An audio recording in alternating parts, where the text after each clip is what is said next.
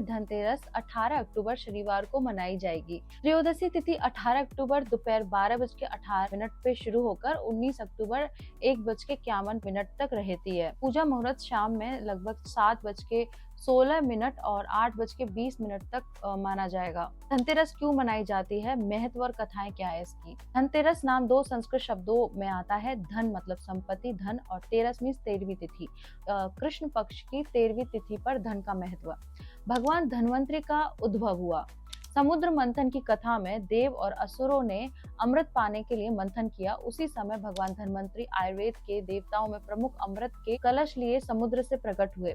इस कारण इस दिन स्वास्थ्य दीर्घायु के लिए पूजा की जाती है। राजा हिम की कथा, यम का मोह, ये भी कथा इसी से जुड़ी है। राजा हिम का एक लड़का था और उसकी कुंडली कहती थी कि 4 दिन बाद वह सांप के काटने से मर जाएगा। लड़के की नव विवाहिता पत्नी ने उसे सोने नहीं दिया। उसने सोने के कमरे के बाहर अपने जेवर, सोना, चांदी, ये चीजें बाहर रखी और दीपक जलाकर रात भर जली कहानी और गीत गाती रही। यम मतलब मृत्यु के देवता सांप के रूप में जब उस घर पहुंचे तो उन धूप, दीप, चमकीले जेवरों की चमक से चकित होकर वह वहां नहीं पहुंच पाए और अंत में वही सुनते रहे। सुबह यम वहां से चले गए। इस तरह लड़के की रक्षा हुई। इस घटना से ये प्रथा शुरू हो गई कि यम दीप मतलब यम के लिए एक दीपक जलाना चाहिए और रात भर रोशनी बरकरार रखनी चाहिए। माता लक्ष्मी और कुबेर जी की पूजा भी इसी से जुड़ी है। धनतेरस से ही दीपावली पर्व की शुरुआत मानी जाती है। इस दिन देवी लक्ष्मी संपत्ति व समृद्धि की देवी और कुबेर धन के स्वामी की पूजा की जाती है। ये माना जाता है कि इस दिन सोना, चांदी, नए बर्तन या मूल्यवान वस्तुएं खरीदने से समृद्धि आती है। अलग अलग कथाएं बताई जाती हैं जो सभी युगों में, सत्य, त्रेता, द्वापर, कली में धनतेरस के लिए अलग अलग वर्णन मिलते हैं। तो धनतेरस की जो प्रमुख कथा है वो बात करते हैं। पहली तो मैंने आपको बताई राज हिम का पुत्र और यमराज की चतुराई, ये सबसे प्रसिद्ध कथा है। समुद्र मंथन के समय देव और असुरों के अमरता का अमृत पाने के लिए मंथन किया। उसी समय भगवान धन्वंतरि अमृत कलश लेकर प्रकट हुए। इसलिए धनतेरस को स्वास्थ्य, आयु, चिकित्सा की ओर भी जोड़कर देखा जाता है। तीसरी किसान और लक्ष्मी जी की कथा है। ये कम प्रचलित कथा है, विशेष रूप से लोक ग्रंथों में सुनी जाती है। एक बार भगवान विष्णु मृत्युलोक की यात्रा कर रहे थे और लक्ष्मी जी ने उनसे साथ चलने की इच्छा जताई। विष्णु जी ने कहा कि वे दक्षिण दिशा जा रहे हैं और कहा लक्ष्मी जी उस दिशा में न जाएं। लक्ष्मी जी वहां चली गईं। जिस क्षेत्र में उन्होंने गुजरी वहां सरसों के खेत, गन्ने, उन्होंने कुछ किया, फूल तोड़े, रस चखा। ये देखकर विष्णु जी नाराज हुए और उन्हें श्राप दिया कि उन्हें 12 वर्ष तक एक किसान के घर में सेवा करनी होगी।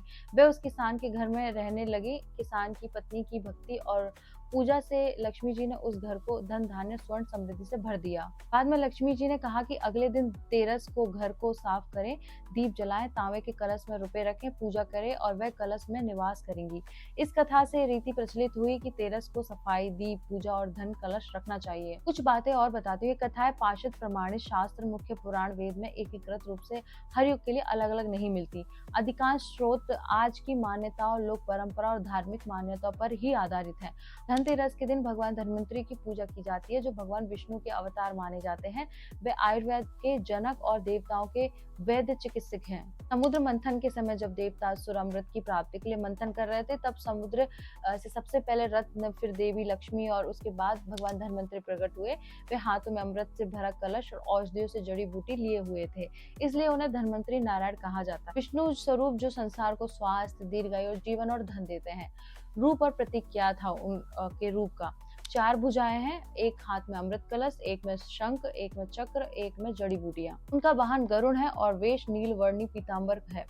वे भगवान विष्णु का ही चिकित्सा और स्वास्थ्य स्वरूप। पूजा का उद्देश्य क्या है? रोग मुक्ति और दीर्घायु की कामना, घर में स्वास्थ्य और समृद्धि बनी रहे, शरीर और मन दोनों स्वस्थ। भगवान धन्वंतरि नारायण का रूप है जो जगत को अमृत, औषधि और जीवन का धन देते हैं।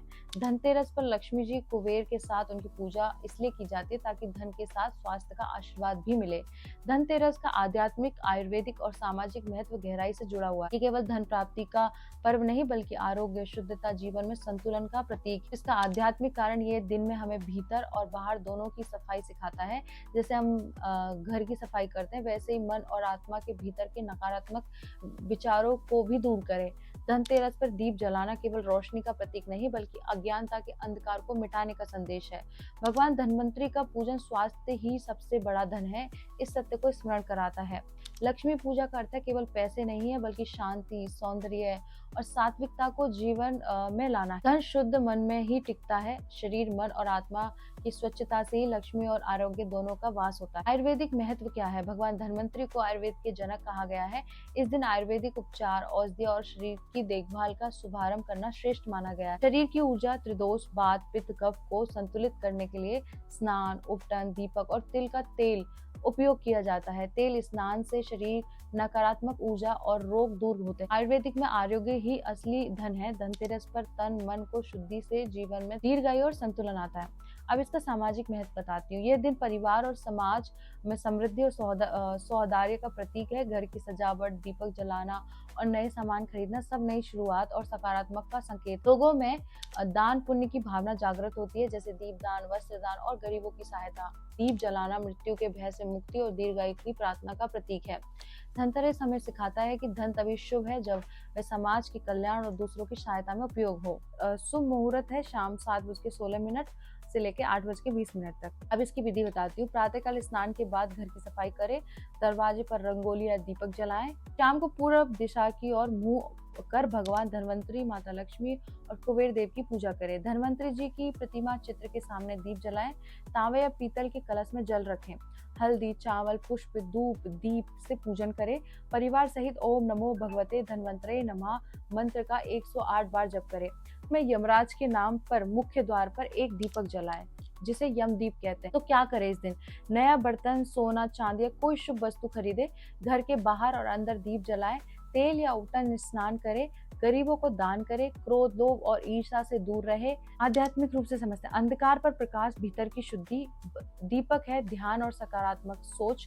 आयुर्वेदिक है आरोग्य और तन मन की शुद्धि। तेल स्नान, जड़ी बूटी, संतुलित भोजन। सामाजिक में सौहार्द और समृद्धि। दीपदान, दान पुण्य, परिवार संग पूजा, ये सब आप करें। तो इस तरह से इस वीडियो को शेयर कीजिए और मेरे साथ बोलिए ओम नमः पार्वती पते हर हर महादेव शिव शंभो।